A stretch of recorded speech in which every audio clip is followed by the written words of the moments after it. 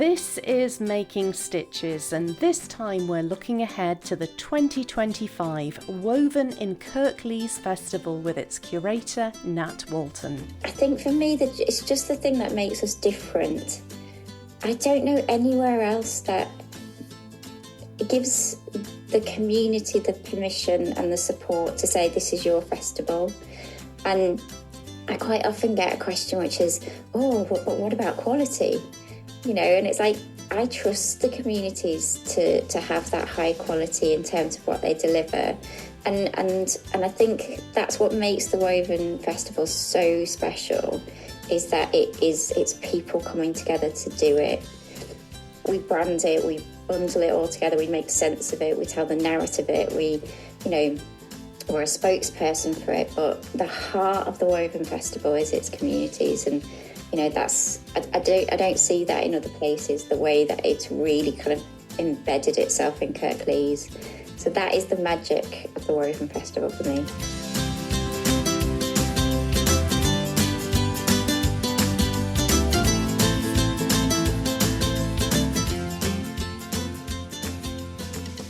Hello and welcome to Making Stitches. I'm Lindsay and I've loved crafts and making things since I was a child. I also love hearing about creativity and learning about different crafts too, and that's what prompted me to create Making Stitches podcast. This time I'm appearing a little earlier in your podcast feed than expected because I wanted to tell you all about a very special month-long creative festival which is starting this weekend. I first heard about Woven in Kirklees when I went over to Yarndale last September. One of the many stall holders I met there was Nat Walton, the curator of the biennial Woven Festival. Back then, she gave me a small taster of what was to come at this year's event, and last week I was able to chat to her again about the Woven in Kirklees 2025 festival, which kicks off this Sunday. The festival promises to have something for everyone, with events for all ages covering many different crafts, some heritage events looking at the history of textiles in this part of West Yorkshire, and exhibitions and yarn bombs right across the district. I began by asking Nat about how the first Woven Festival had been born back in 2019. It really started from the council, Kirklees Council, being really brave, but also really trying to think about their place-based approach to engaging people with the culture of Kirklees. And so in 2019, actually quite a few years before that, they'd done some consultation and asked people about, what was important about Kirklees to them. And I suppose what came out of a lot of that consultation was around the heritage of Kirklees. So the fact that Kirklees is it's in the DNA of Kirklees is textiles. So the rolling hills, and the grazing of sheep for walls, right down to the softness of the water that comes from those hills into that kind of domestic textiles of our heritage, and then all the way through Industrial Revolution, which then shaped our towns and cities, and all the architecture. As you're walking around Kirklees, you see all of these hints of this textile heritage all around you. So it was obvious that they really wanted to do something that brought that heritage out, but also brought the story up to date as well.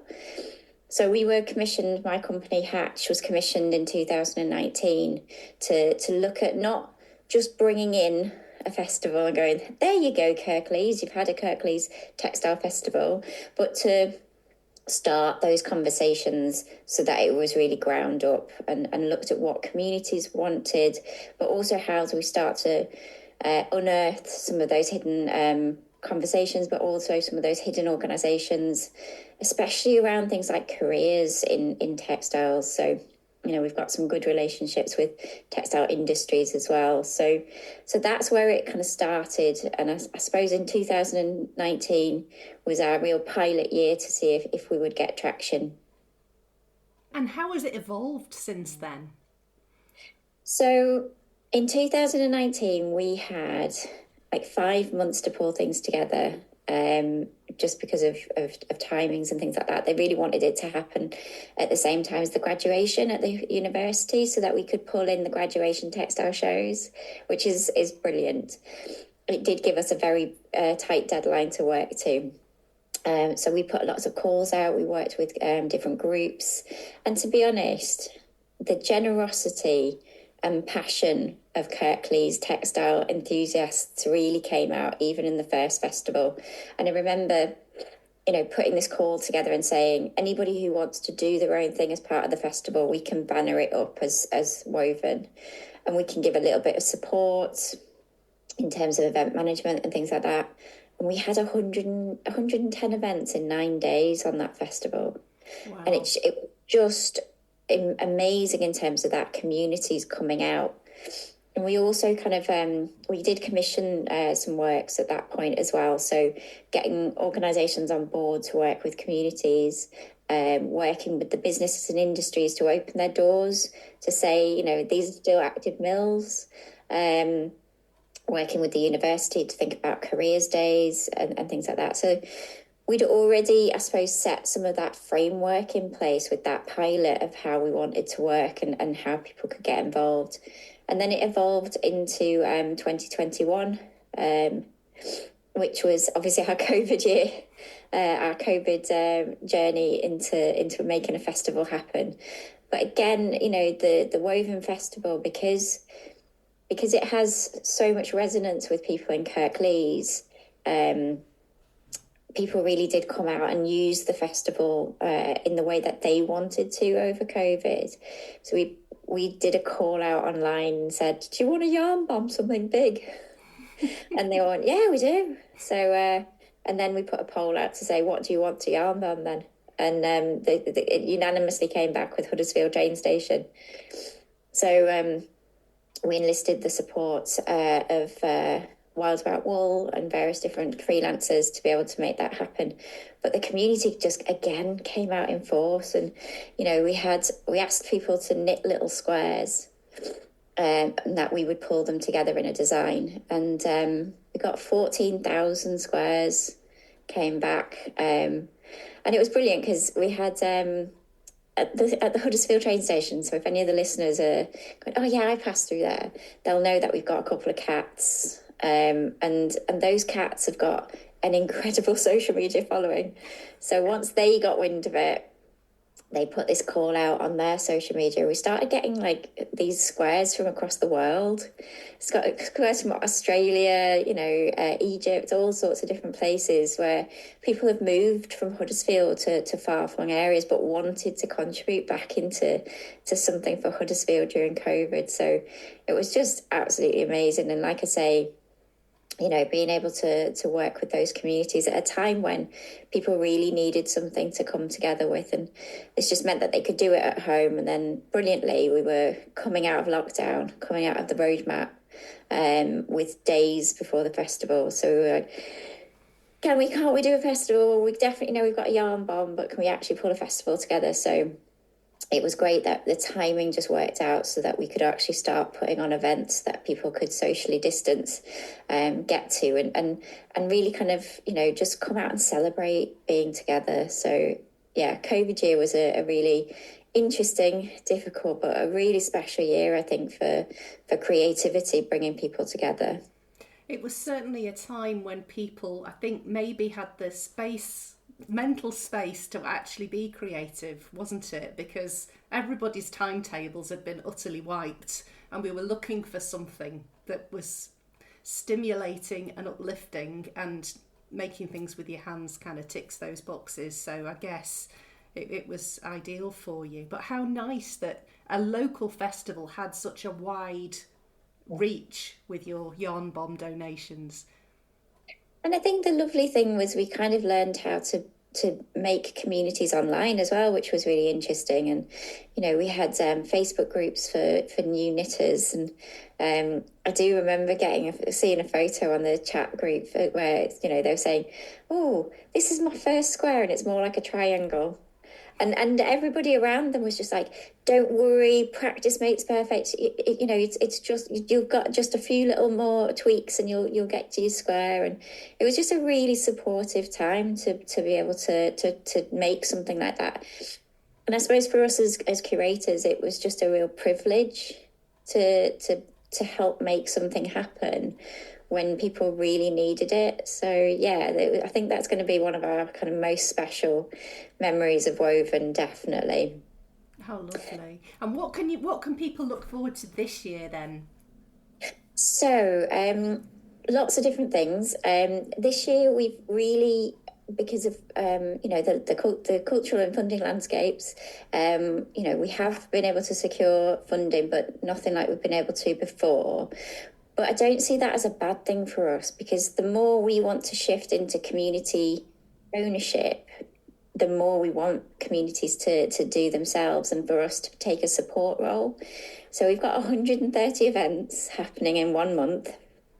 And I think about 10 of those where we've curated and supported. So it just shows you the kind of the level of communities you're really taking the Woven Festival to their heart, really.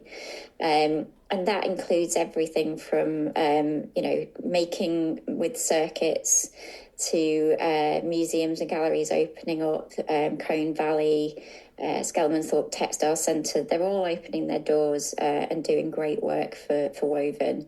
Skelmanthorpe's taken on board doing a lot of the work that we put foundations for in 2023 with natural dyes. So there's a big project in 2023 called Growing Colour Together.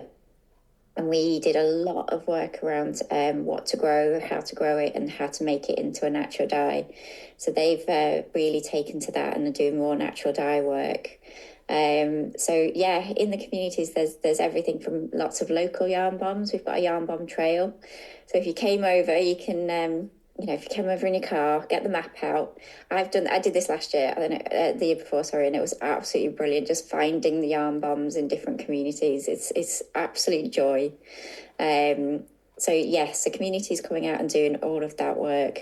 We've got medieval talks about textiles, which, you kind of go, oh, we've got experts in Kirklees about medieval textiles. That's amazing.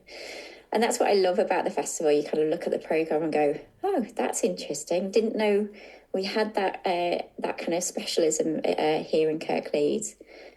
And then our curated programme is very much, we've got a lot of heritage activity. We're very much teaming up with Kirklees museums and galleries. So I'm going to save the best to last, but Tulsa Museum's got some great programme going on. We've got an exhibition of wonky clothing, so how to reduce pattern cutting. So, not all clothes have to be perfect if you want to be able to reduce the waste in your patterns, which is a lovely exhibition. It's part of a research programme at the University of Huddersfield with Claire Evans. We've got a beautiful archive day, which I think is going to be really brilliant. So I love archives. I geek out on archives. I think they're the most special things and places to be, because they do tell us a lot about our heritage, but they're inspiration for our future.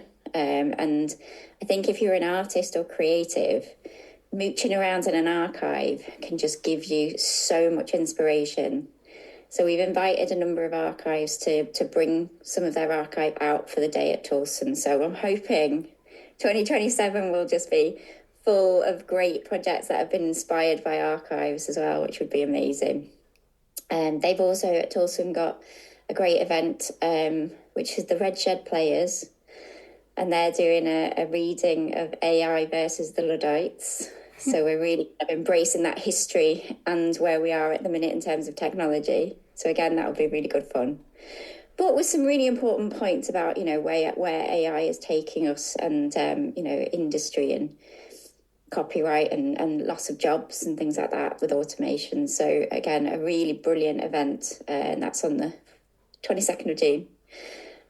And then over at Oakwell Hall, and I'm sure your listeners will all know way more about this than I do, but we've got Kirsty MacLeod's red dress coming. Fantastic. Yes. Passing away there, and I'm like, yeah. That must feel like, kind of you got a real kind of seal of approval having that to arrive in time for the Woven Festival. For anybody who actually doesn't know what the red dress is, do you want to share a bit about it? Yeah, well, we've been following the red dress for quite some time, and when things just go, wonder if we could just make things work, and the timing has to be right because it is on a global tour. But Kirsty, she was a visual artist, but grew up very much with textile stitchers in her family. So I think she got the bug at quite a young age in terms of textile and making and stitching.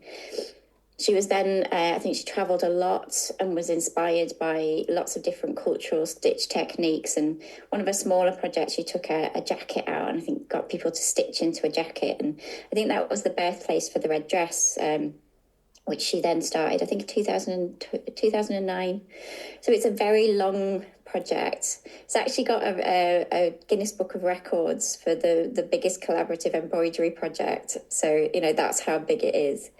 So over 14 years, Kirsty developed panels for a red dress that she would then send out to professional embroiderers around the world, but also working with groups who might be vulnerable because of being refugee or women who experience domestic violence.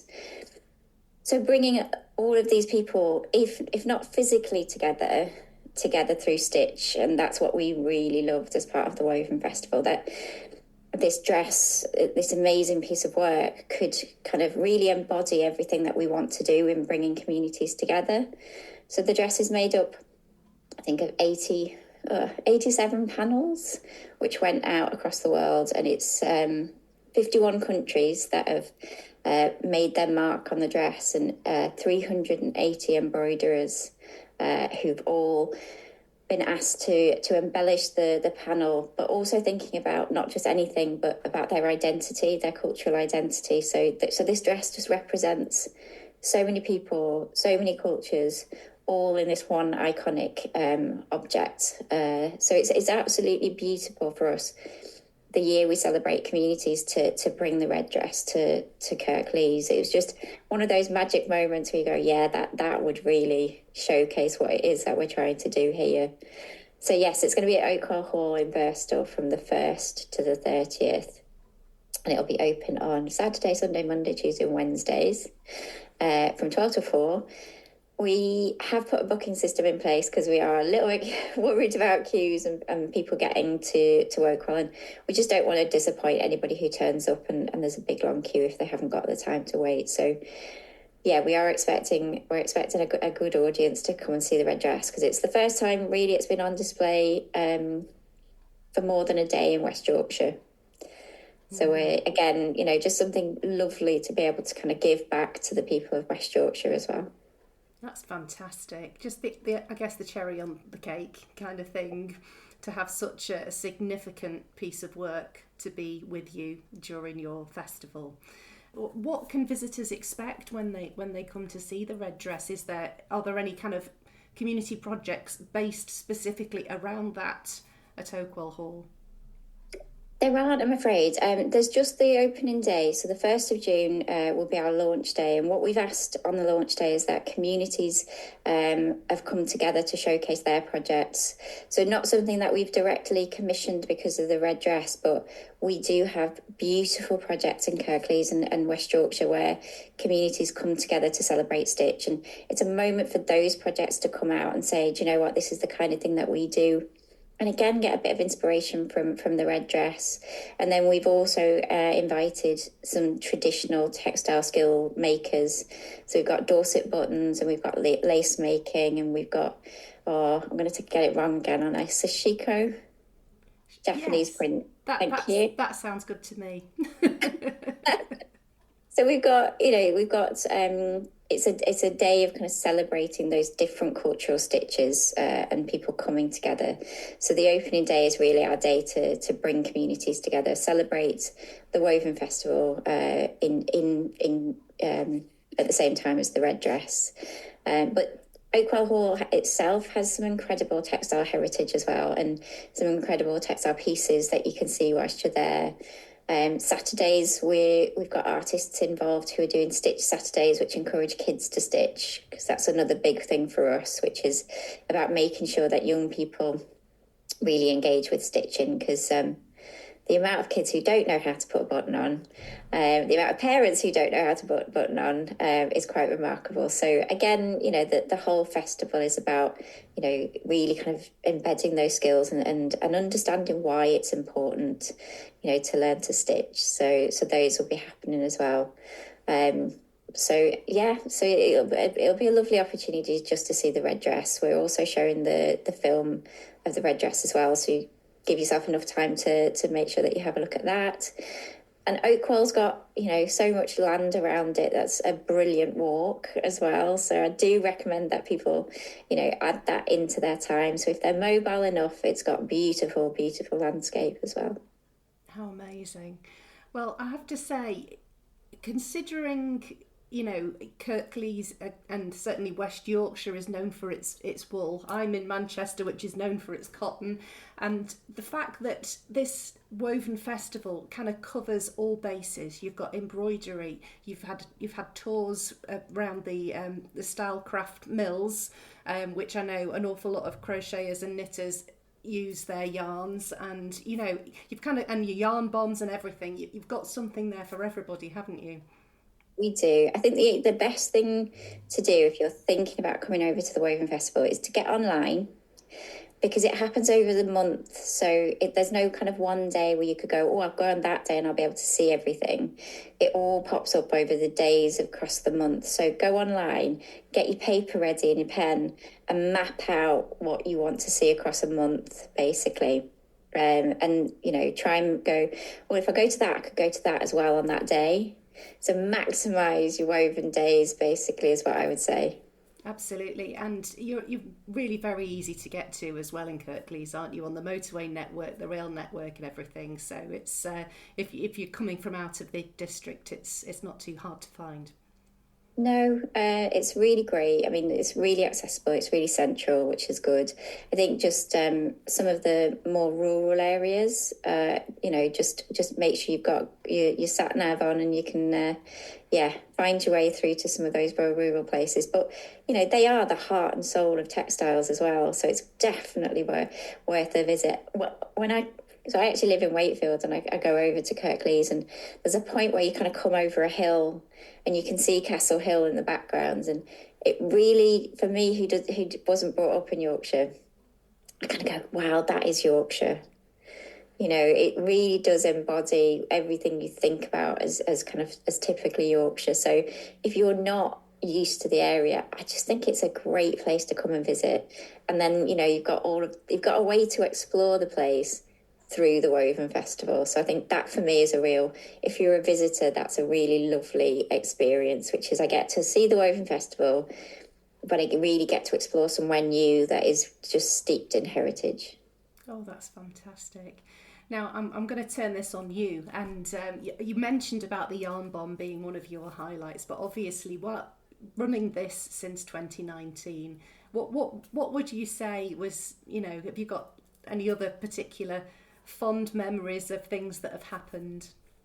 There are so many. As you can imagine, this is our fourth festival, 6 years of supporting. I think for me that it's just the thing that makes us different.